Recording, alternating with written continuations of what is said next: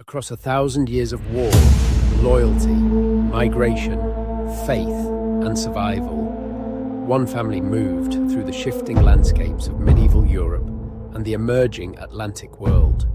From Norman courts to Celtic frontiers, from royal service to colonial hardship, the Payn family stood at the crossroads of history. You are listening to Domesday to America, a prosopographical history of the Payn family from the early Middle Ages to the Atlantic world. Imagine your ancestor standing at the king's elbow as he lifts the coronation cup. And then, that same family turning up in Ireland, Norfolk, and finally, Maryland and Virginia. Today, we follow the Paynes who held the title Chief Butler of England, and how they connected to the powerful butlers of Ireland, Chaucer, and a network that runs all the way to the American colonies. The King's Butler, a hidden family behind the crown. This episode explores the little-known Payn family, whose members served at the heart of royal power in medieval England before spreading to Ireland and the Atlantic world. In the late Middle Ages, the Payn family stood closer to the English crown than most people realize. They poured the king's wine, travelled with him on crusade, served beside Chaucer and the House of Lancaster, rode in the retinue of the Black Prince, and were present with the royal host at Harfleur and Agincourt, where one Payn served as almoner to King Henry V.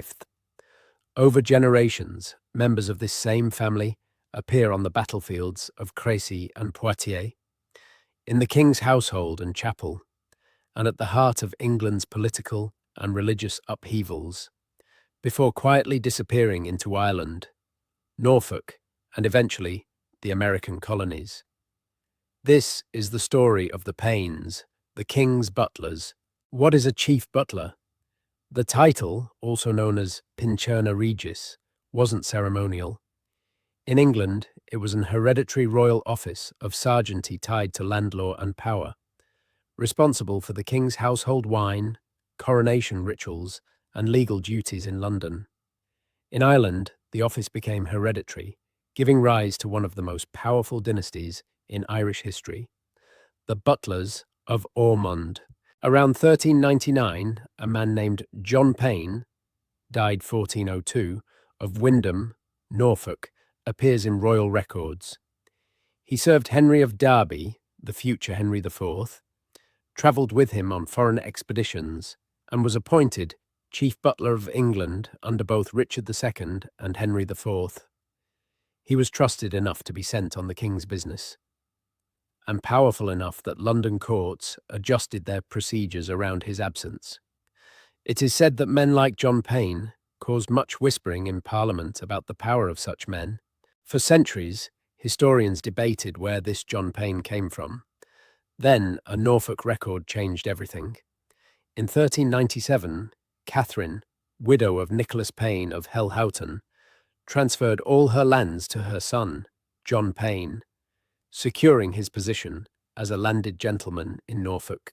This places a rural Norfolk Payn in the exact generation and location of the king's chief butler, who is known to have become an MP of Norwich and Constable of Norwich Castle, cited in the History of Parliament.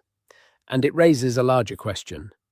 Why does the butler's office move from the Aubigny family into the hands of a Payn, who is connected to the Irish butlers, the Lancastrian court, and Chaucer himself? The Paynes weren't only close to power, they were close to ideas. One Payn, Peter Payn, studied under John Wycliffe and carried reformist ideas across Europe and became the reformer of Bohemia. Others served in the Lancastrian household alongside Thomas Chaucer, son of Geoffrey Chaucer and Philippa de Ruyt, who actually succeeded John Payn in his office as chief butler. These were the networks where religion, politics, and family merged. Over time, the Paynes drifted from royal service into East Anglia, into Ireland, and eventually across the Atlantic.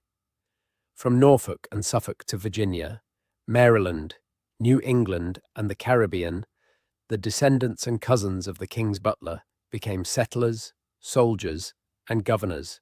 This is only the beginning. In the next episode, we follow the Paynes into religious reform, lost colonies, and DNA evidence linking medieval Ireland to modern families today. If you have ever wondered how a single lineage can illuminate the rise of kingdoms, the fall of dynasties, the migrations of peoples, and the endurance of identity across continents, you are in the right place. Welcome to the journey.